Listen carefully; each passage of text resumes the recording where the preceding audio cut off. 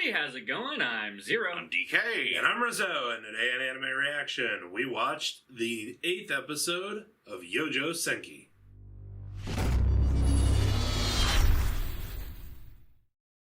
Please support the official release. We now return you to your regularly scheduled idiots. Ding! If you want to check out our reaction to the 8th episode of the Saga of Tanya the Evil, hit that link in the description below. And be sure to give us feedback in the comment section because we love hearing from you. And as always, if you like what you see, subscribe to Otaku Saga, and don't forget to like and share our videos. And thanks for watching. You have no idea how long it takes us to get that down, Chad. How long it took us. So, for anybody watching this on YouTube, we're doing a live discussion with people on our Discord chat. We hope to make this a normal thing. Yeah, I would like this to be... I'd love for this video. At least semi-normal. I don't expect to do it with like every series, every season, but a few hand-picked series would be good, I think. The good ones. But as chat is saying, they love how automatic that intro is. Dudes, we've done like 900 episodes, I think. Over 1,000 at least. Yeah, of anime reaction. Yeah, we're approaching 900 on this current channel. We've done at least a couple hundred on the older channel. We should be well over 1,000 videos by now. But practice definitely makes perfect. Yeah. That's not the topic of this story. No. The story, we're talking about Tanya. So, it's all about her. After the defeat of the Entente up north,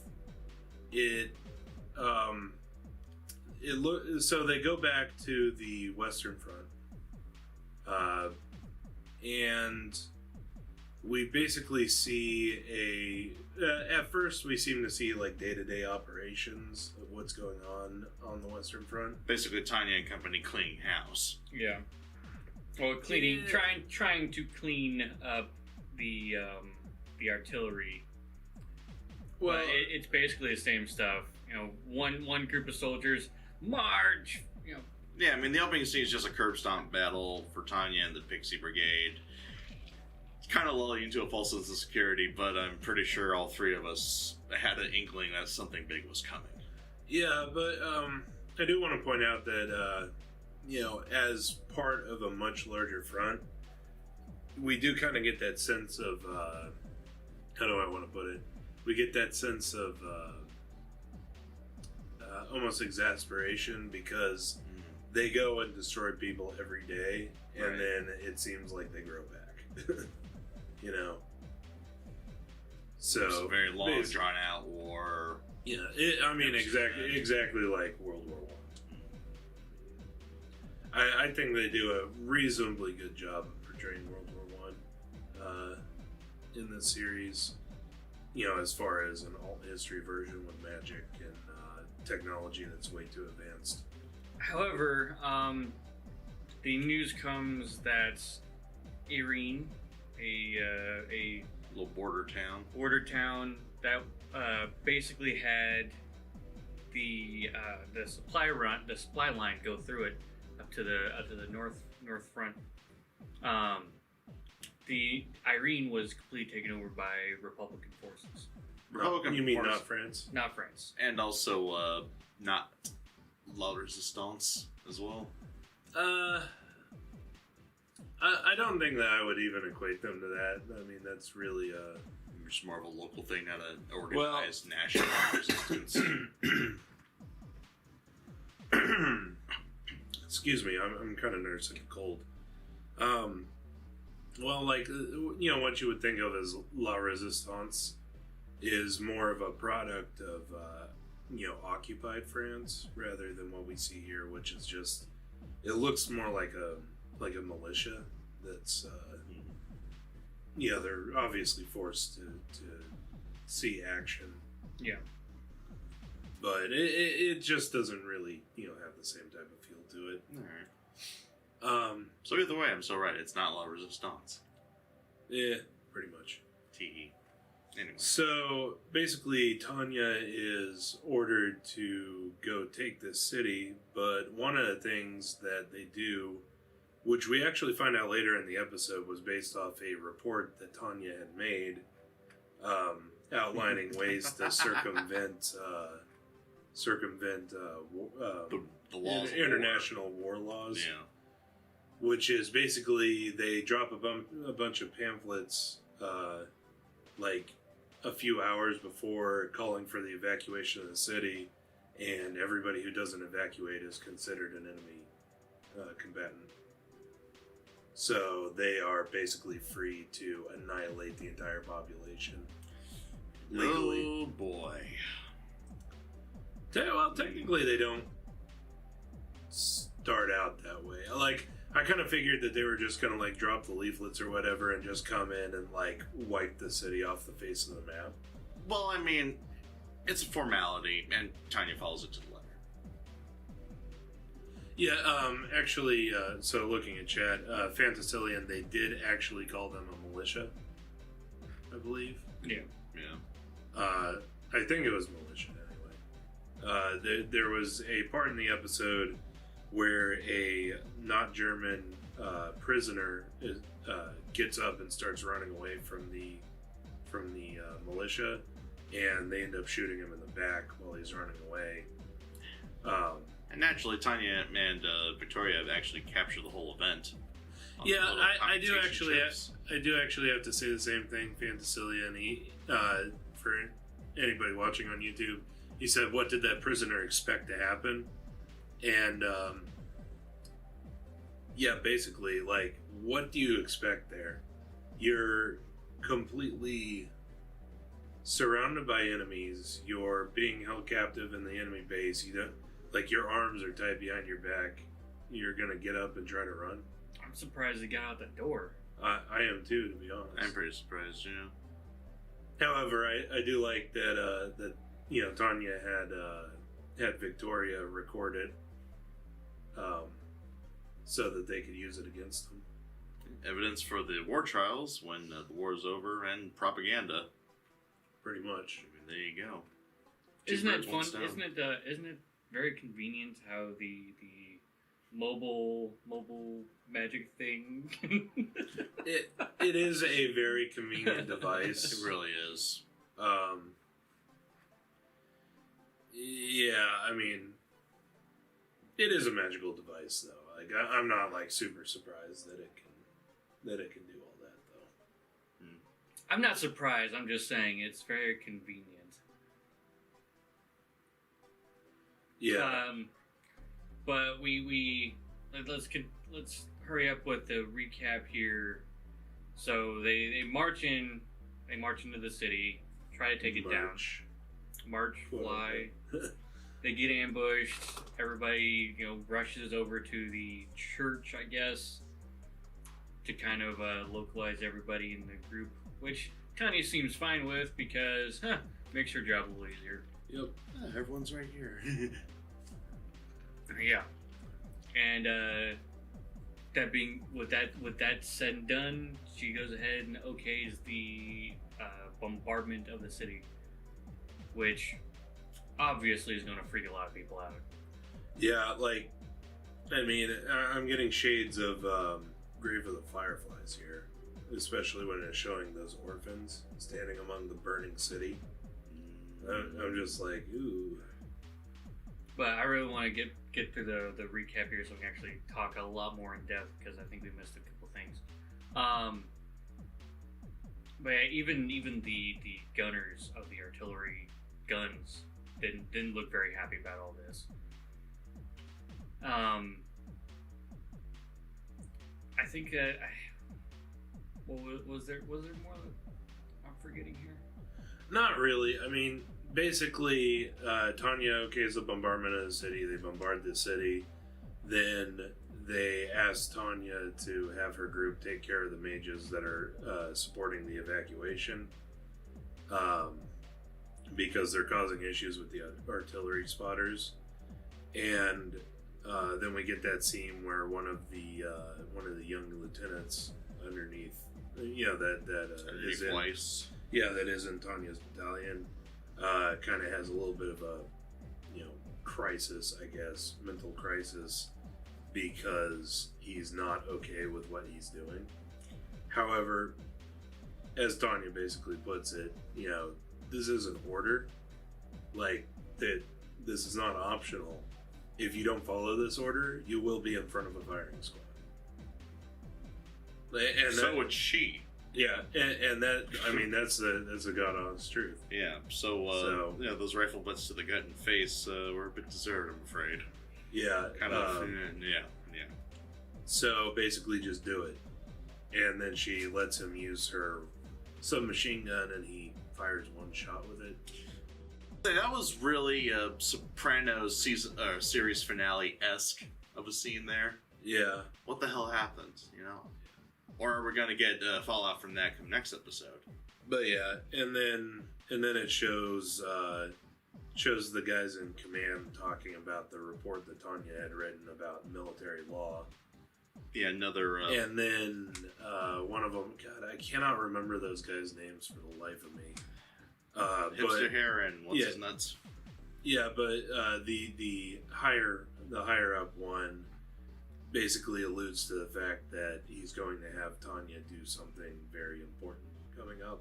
To end the war. Well, to end the war on the Western Front. The war between not Germany and France. Dun dun dun. Dun dun dun.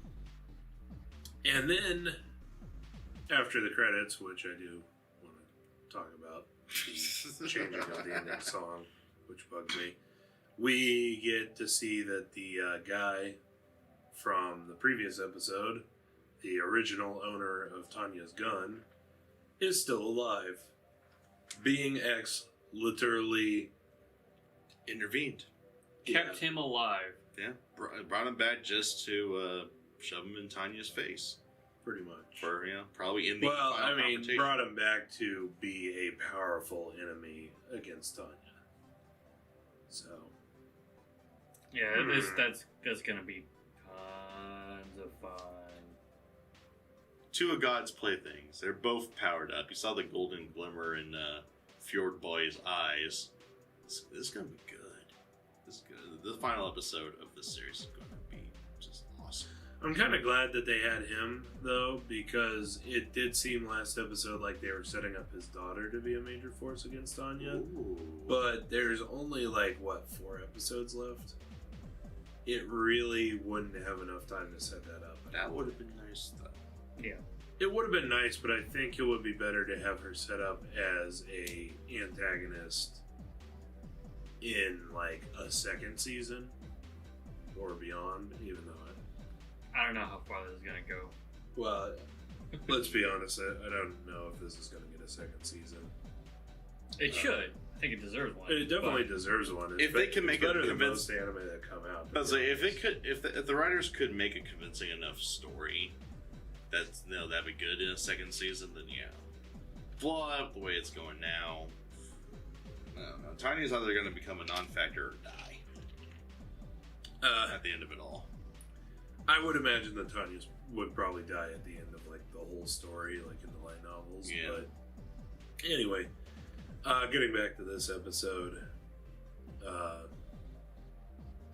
was there anything in particular that you wanted to? Yeah, there was a lot of emotion in this episode. And it was some of it was kind of subtle stuff, the two lieutenants. The first lieutenant, second lieutenant. They had a lot of emotion going on. That part where I guess they're dressing up. Oh yeah. Right after they got the order to go take care of Irin. You got all the scuttlebutt going around, and he's like, leader. "Don't say another word." The look on his face, holy shit! And normally he's just kind of the chill guy. Just going along, but just the intensity in that stare down. Yeah, I mean, very nicely animated. You could tell by a lot of the soldiers' faces. You could tell by the mages' face, the enemy mages' faces. The one I really liked was the not German artillery commander. Yeah, you saw the little bead of sweat. He's just looking out, has a 1,000-yard stare. He's looking into the hell that is war. And he still says fire. And that was... Again, he has no choice on the matter. Again, yeah, but there you go. This is a perfect war as hell kind of episode.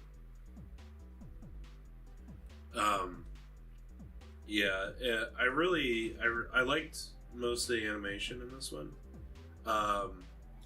Before the episode aired, we had Fantasillion talk to us about about how the preview reminded him of some of those scenes from Attack on Titan where where they were swinging through the cities, and I can definitely see where you can make that comparison. With the buildings just kind of flying by. Yeah. I can see where the 3D work to go through the city could look a lot, but I think Attack on Titan's city fights were artistically different, just slightly, and I don't know. It didn't seem exactly like Attack on Titan to me. No. But that's the kind of racing shot that you see in a lot of things. Well, you got the sort of olden European architecture of the building. Again, this very same camera angles, shots going in like that. They're going to be similar, at the very least. I thought it was I thought the animation was really similar there. Like it did strike me as like very, very similar to that. Yeah, and I thought it looked all right too. Truth be told, deciding which one's better, that or Attack on Titan, I don't know, but I think overall the animation's probably slightly better in Attack on Titan, but it also is from a bigger studio. Fair enough. Yeah, I was gonna say because the difference between what happened here and what happened in Attack on Titan is like you were beside one of the crewmen, one of the scout crew, whatever. Well, the recon corps. Whoever you were following with the 3D maneuvering gear, and you basically followed them going down while panning off to the left while circling around that person, and then you kind of see the other side of what's going on, like you're following them in the swing. But since these characters are flying, like a Spider-Man shot. Like a Spider-Man shot. Whereas this would be more like Superman flying through a city. Exactly. But the camera looks more like a Spider-Man video game, circa. And that's 2000s. Why, for me, I can't equate the two completely. Okay, fair enough. Yes, they look similar, but then again, Iron Man and Superman flying through New York, they're gonna look similar. There was also, I think it's kind of splitting hairs at this point. Yeah. But yeah. It was a very well animated section, I think. There was a little bit of gratuitous 3D, I thought, just sort of like a camera kind of circling around artillery battery. Just seemed a little too early 2000s 3D-ish. I can definitely tell that doing an artillery battery when you have like 20 pieces of artillery, would definitely be easier to do in 3D because you can create one model and just recreate it, Yeah. So I think that's why they went for that there. It was mostly to save time. Yeah. Well, it kind of looked a little rushed because it also looked a little choppy with that. I have no idea what you're talking about. Yeah, there you go. I didn't feel that it was kind of choppy or anything. I thought it definitely stuck out to me, but it wasn't like bad. It's not like Handshakers or anything. It stuck out to me only because it was a 3-second clip, or it was like a 1.5 second clip that didn't really fit. The animation itself, though, in that one shot was fantastic. I think. It was very smooth. It was something that I'd see in Ufotable. Kind of something like that.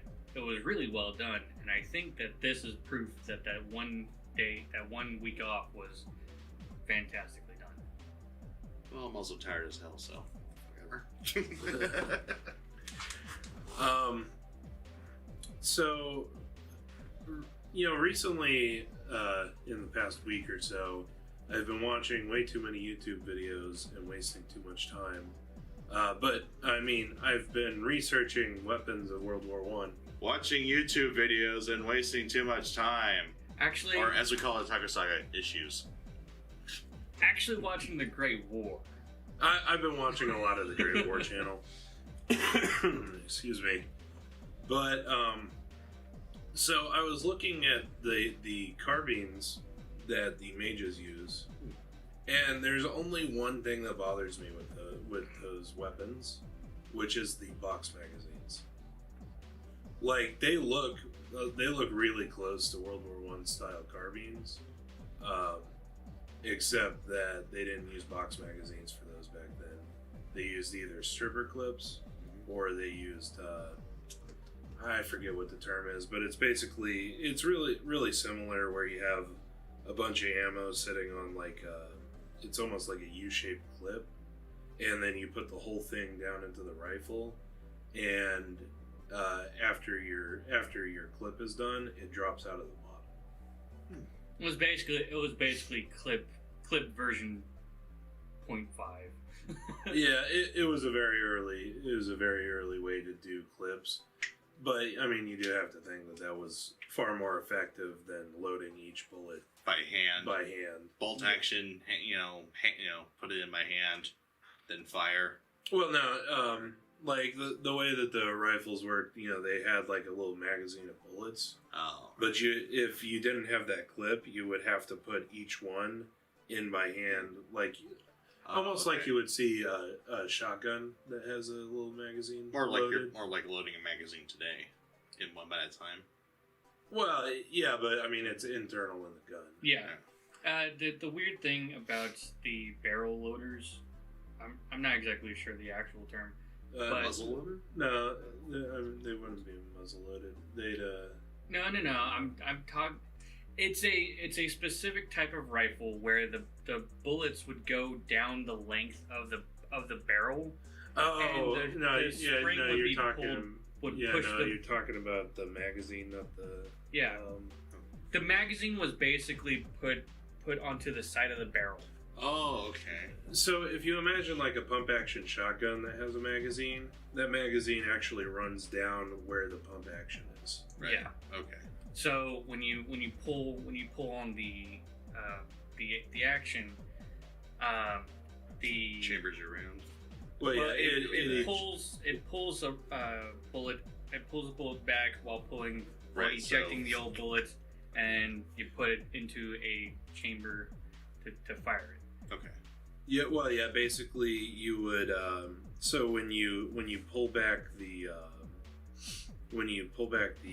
bolt, it ejects the old cartridge and cocks the rifle. Well, typically, sometimes the rifle gets cocked on the return, but they basically work the same.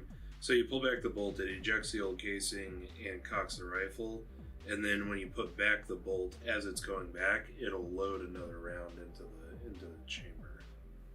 Now, this was very old style, and this is the kind of gun that you would see people sitting there loading guns into Loading bullets. Yeah, loading guns. My gun is so American it shoots guns. Damn it, America. But yeah, they're sitting there loading bullets into the side of the gun. Right. That's that kind of magazine.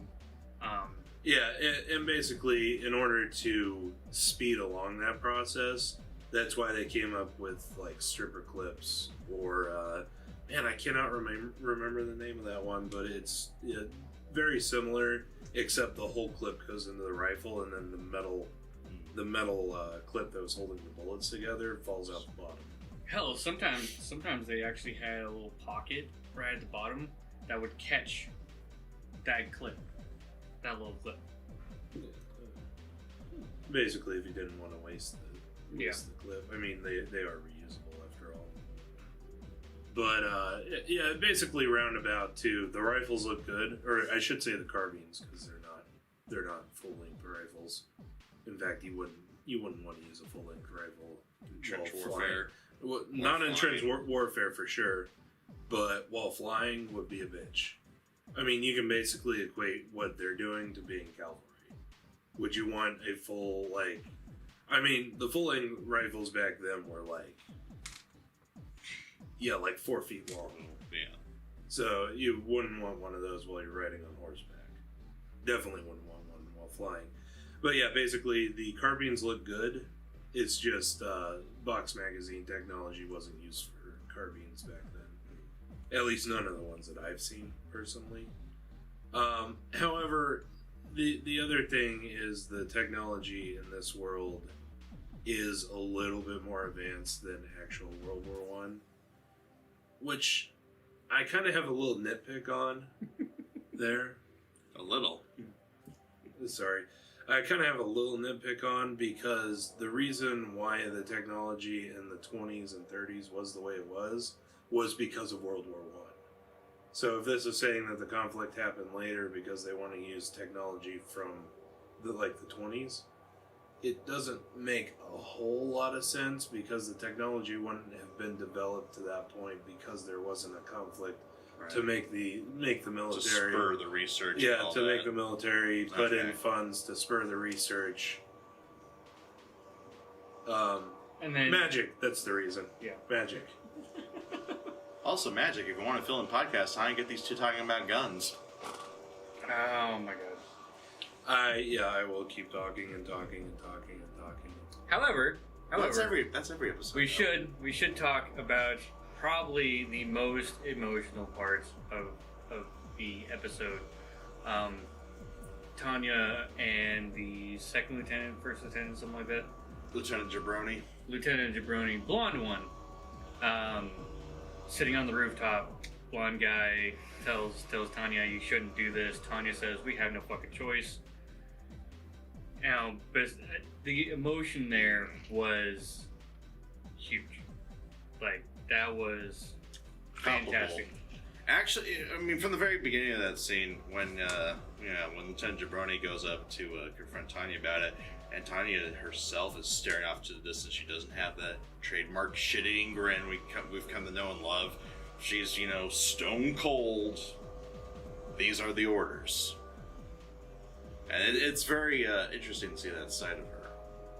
Well, I mean, it is, I guess how you want to put it, like, distasteful work.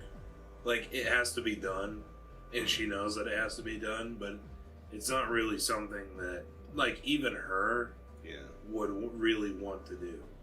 And that's what I think. That's what Lieutenant Jabroni aside, I think that's what really gives the scene weight, is the fact you feel that Tanya is hesitant but has to do it, and not doing it out of the sheer enjoyment I seem to get from her otherwise. Yeah, and then a lot of her speech seemed to be also,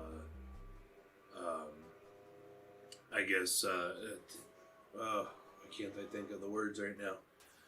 A lot of her speech seems to be almost convincing herself of why it needs to be done, as well as convincing him. You actually get that from, in a couple of moments in this episode, too. Yeah, because there was also the part where she originally received the orders to attack the city. And she's like, "Oh, this is fantastic." Just being all sarcastic with the upper echelon there. Yeah. Upper brass. Definitely being very tongue-in-cheek. Actually, then the commander kind of gives her the verbal smackdown, as it were. Major. Yeah. Snap to attention there. So, interesting little journey of a very unpopular order down the chain of command we get through this episode. Right. Yeah. Oh, and then I also wanted to point out the fact that her magical The computation chip. yeah, like the waves that her computation gem sends off are basically like a fucking signature nowadays. Like, literally, they were like, "Hey, let's look at the waves. Oh, it's the Devil of the Rhine." That's pretty interesting. pretty cool. That's interesting, but it also, it almost reminds me of fighter airplane warfare in World War One, where okay. like the Red Baron with a bright red fucking plane. Fair enough. And if everyone's in standard uniform with standard gear, it'd be kind of hard to distinguish people. Well, not only that, but like you get those really high up aces making their aircraft distinguishable. It is basically like a signature. Yeah, but, So- but instead of a physical form, you have these magical waves. Yeah, I People mean, read. it's basically the same thing, though. Yeah, same concept. Magical thumbprints, fingerprints, whatever you want to call it. Yeah. Magical energy signature. Yeah, energy signature. Key. That was. I think they got that from Dragon Ball Z somewhere. I think it's been used in a lot of things. Well, let's see here. Key and Dragon Ball Z, Toki and Fist of the North Star, Cosmo and Saint Seiya. The list really goes on. Yeah. But, Spiritual pressure. The fuck were they thinking?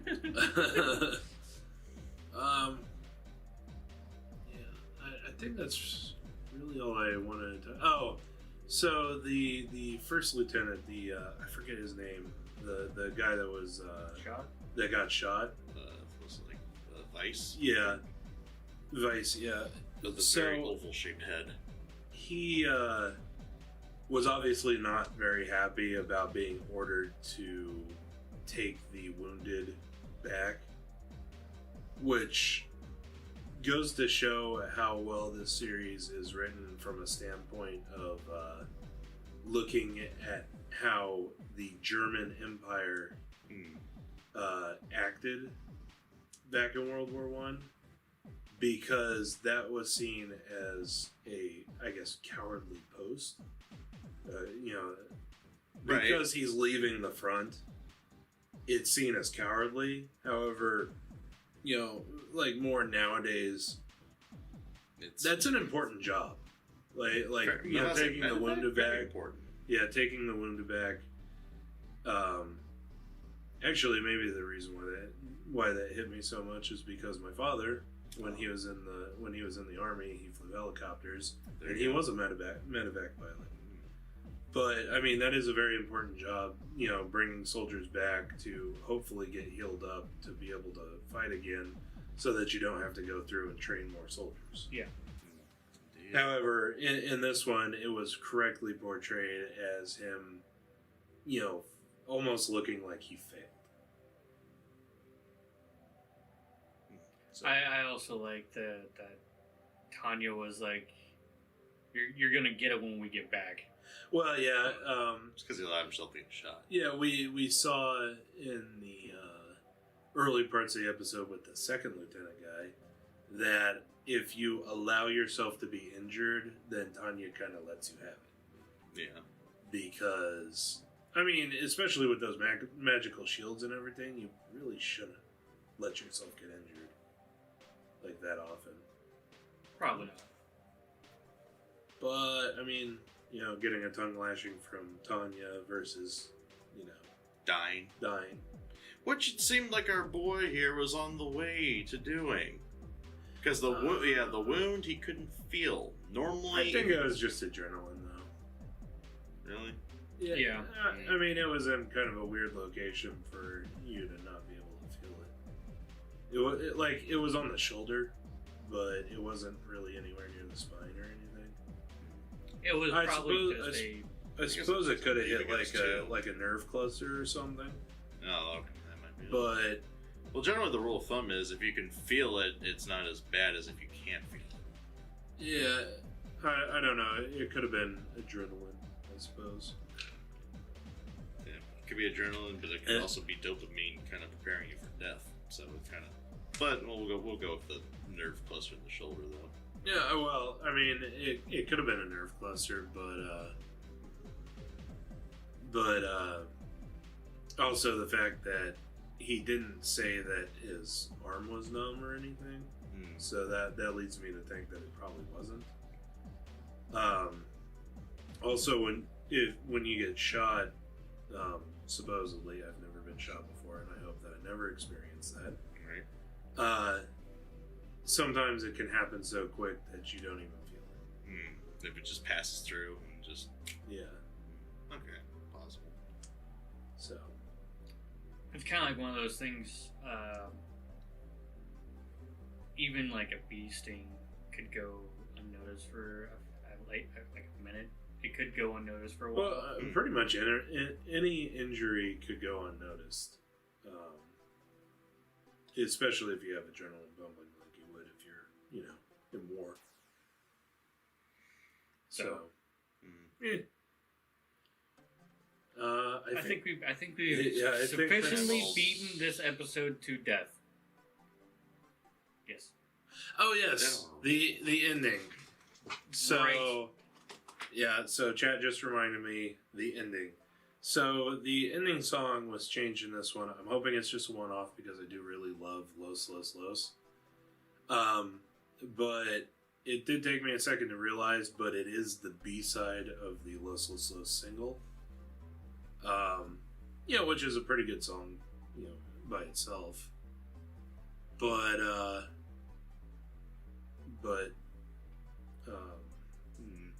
Los Los Los is definitely the more entertaining number, but this feels more like a traditional anime ending. I actually don't mind either of these endings. I like Los Los Los a little bit more just because it gets me pumped, and I'm constantly listening to that at work. I like. I have all the songs that I've gotten from this season in a playlist, and I just keep playing them over and over and over. Yeah, but I gotta say, I think I actually like the visuals in this new ending a little bit better. Simple as they are, I think it's a little more impactful. But I actually like the visuals in Los Los Los. even if we get this one song pushing through us to the rest of the end of the season, I honestly wouldn't mind it. Just because it's not a bad song. Yeah. It's not a bad ending sequence. It's just that Los Los is awesome. Yeah.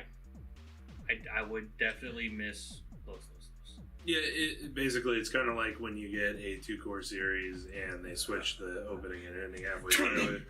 It's like, this one's okay, but I like the first one better. This is not Gundam.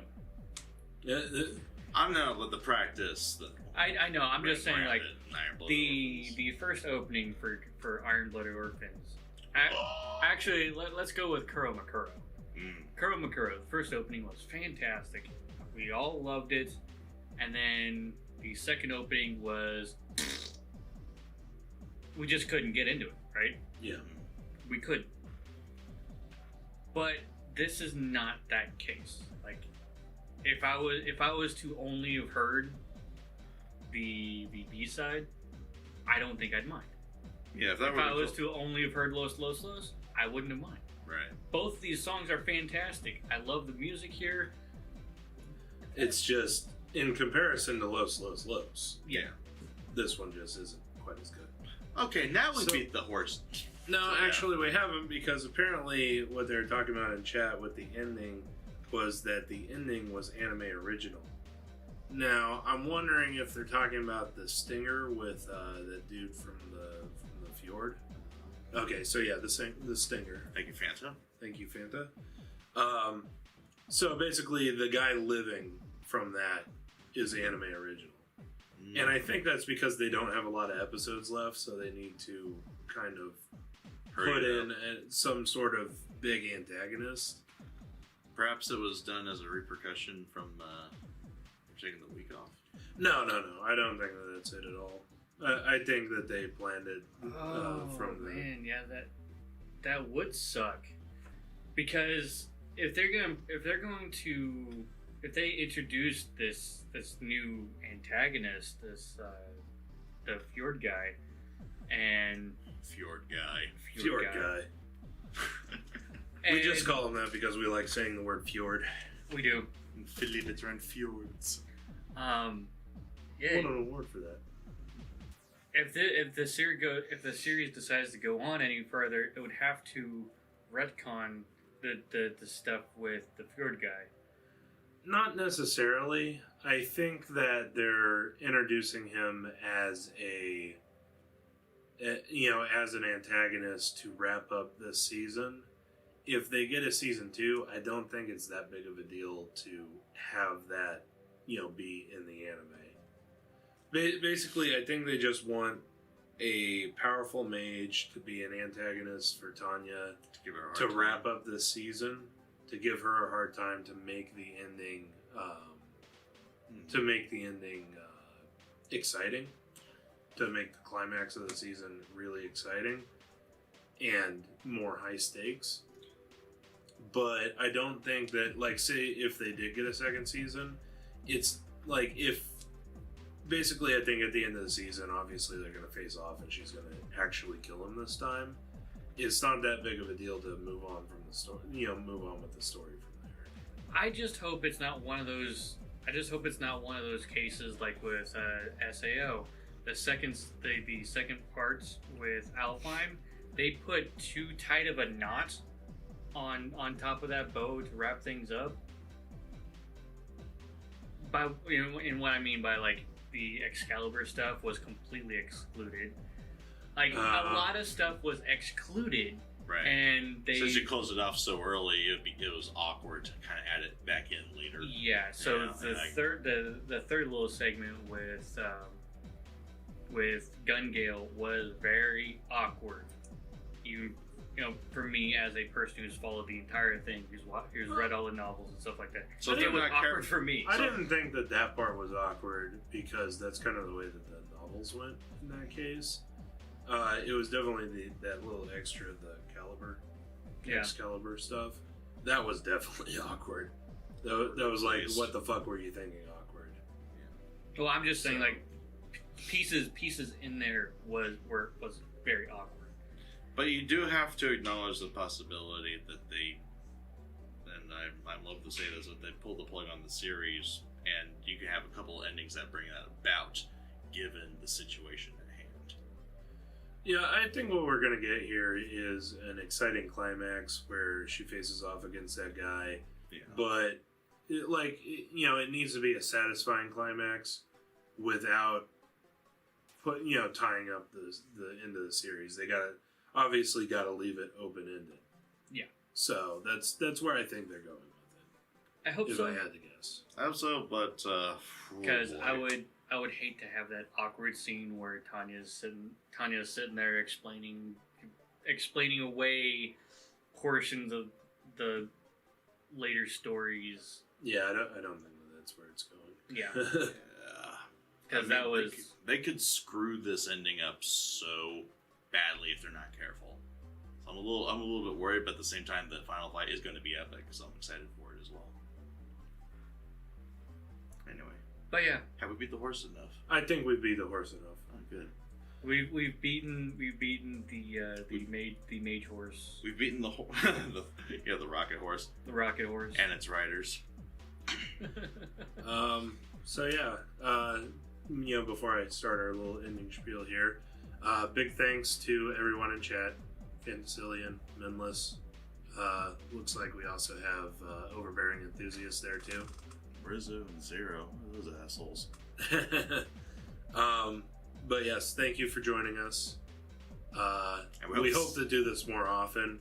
Oh, And I think like what I this. want to do is make it a regular thing, but start announcing when we do it so that people can actually show up. kind of come in.